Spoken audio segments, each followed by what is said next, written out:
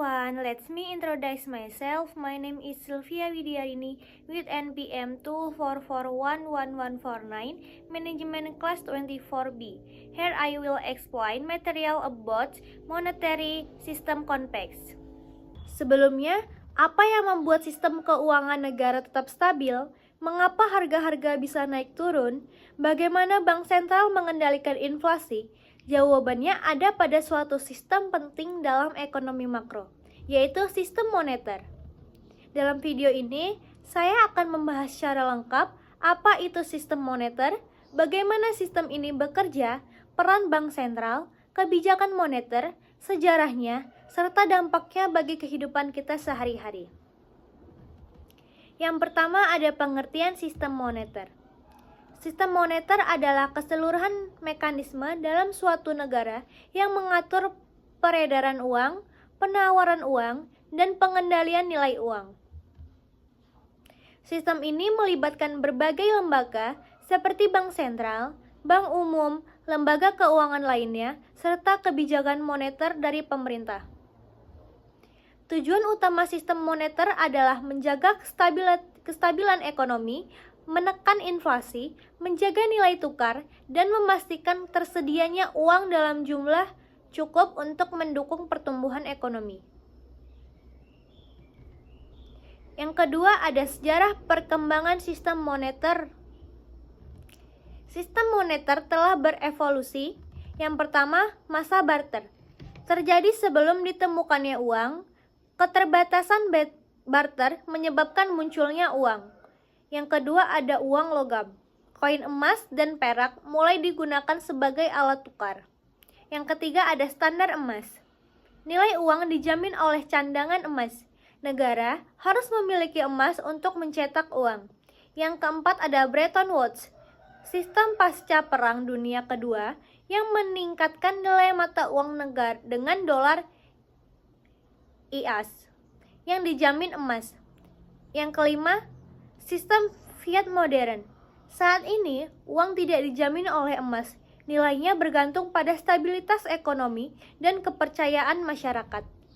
Pemahaman sejarah ini penting untuk memahami bagaimana kebijakan moneter berkembang dan mengapa sistem saat ini terbentuk. Yang ketiga ada unsur-unsur dalam sistem moneter. Unsur-unsur penting dalam sistem moneter meliputi yang pertama ada uang. Berfungsi sebagai alat tukar, penyimpan nilai, dan satuan hitungan. Yang kedua ada lembaga keuangan, bank sentral, bank umum, dan lembaga keuangan non-bank. Yang ketiga ada instrumen moneter, alat pengendali jumlah uang beredar seperti suku bunga, GMWM, dan OPT.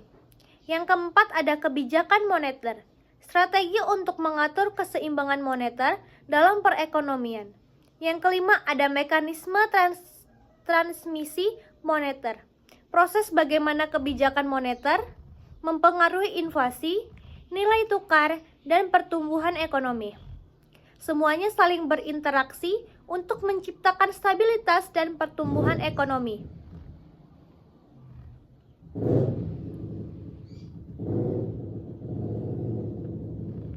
Yang keempat ada peran bank sentral.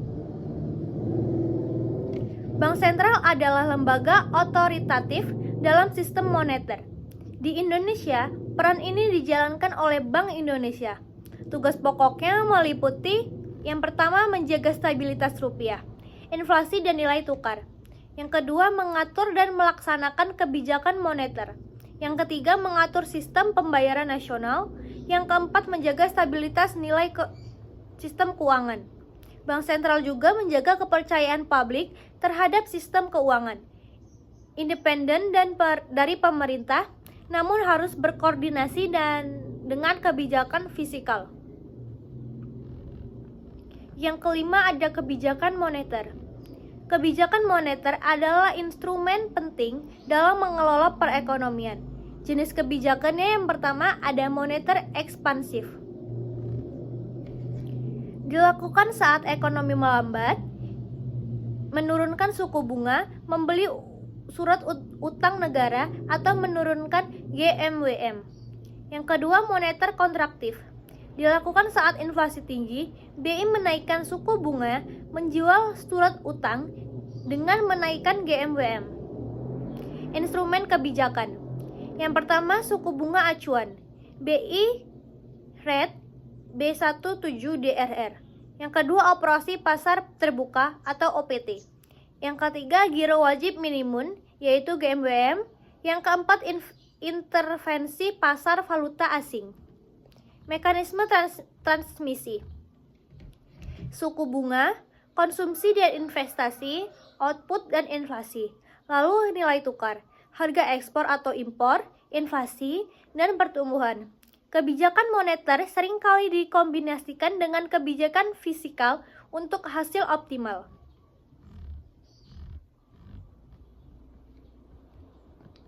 Yang keenam, ada jenis-jenis sistem moneter. Jenis sistem moneter yang pertama ada sistem moneter tertutup, yaitu tidak berinteraksi dengan sistem internasional, cocok untuk ekonomi yang sangat proteksionis. Yang kedua ada sistem moneter terbuka, terintegrasi dengan pasar keuangan global. Dan yang ketiga ada sistem kurs tetap, nilai mata uang dijaga stabilitas terhadap mata uang asing. Yang keempat, sistem kurs mengembang bebas, ditentukan oleh pemerintah dan penawaran pasar. Yang kelima, ada kurs mengambang terkelola, campuran antara pasar dan intervensi bank sentral. Indonesia menggunakan sistem kurs mengambang terkendali. Yang ketujuh, ada perkembangan teknologi dan sistem moneter. Teknologi mendorong transformasi sistem moneter. Yang pertama, ada digitalisasi pembayaran, QRIS, e-wallet, mobile banking, memudahkan transaksi. Yang kedua ada aset kripto, menantang sistem keuangan tradisional. Dan yang ketiga ada Central Bank Digital Currency, CBDC, mata uang digital resmi oleh Bank Sentral. Bank Indonesia sedang mengembangkan rupiah digital. Ini akan memperluas inklusi keuangan, tetapi juga menuntut regulasi dan keamanan siber yang kuat. Yang kedelapan ada hubungan sistem moneter dengan sektor lain. Sistem moneter tidak bekerja sendiri. Ia berkaitan dengan kebijakan fiskal, defisit anggaran, mempengaruhi kebutuhan pembiayaan. Lalu ada sektor real, produksi dan konsumsi dipengaruhi oleh suku bunga. Yang terakhir ada sektor eksternal, perdagangan dan aliran modal mempengaruhi nilai tukar. Koordinasi antara sektor penting untuk mencegah ketidakseimbangan ekonomi. Yang kesembilan ada tantangan sistem moneter global. Sistem moneter menghadapi tantangan global. Yang pertama ada gejolak geopolitik, yaitu mengganggu stabilitas pasar. Yang kedua ada perubahan iklim, yaitu mempengaruhi sektor real dan keuangan. Dan yang ketiga ada ketimpangan ekonomi, yaitu memperlemah transmisi moneter. Dan yang keempat ada krisis keuangan global.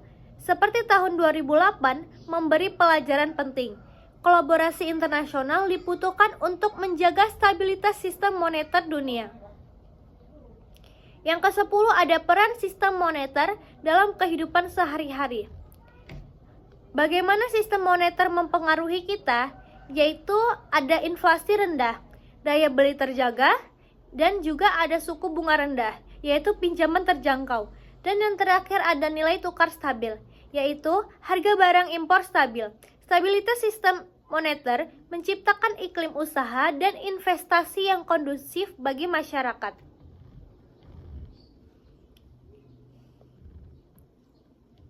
Sistem moneter adalah jantung dari ekonomi makro. Melalui pengaturan jumlah uang, nilai tukar, dan inflasi, sistem ini menjaga keseimbangan ekonomi. Semoga penjelasan kali ini memperluas wawasan saya dan juga kalian tentang bagaimana dunia keuangan bekerja. That's all the presentation material about monetary system context I can convey. I hope is useful, and if there are any mistake, I apologize. Thank you.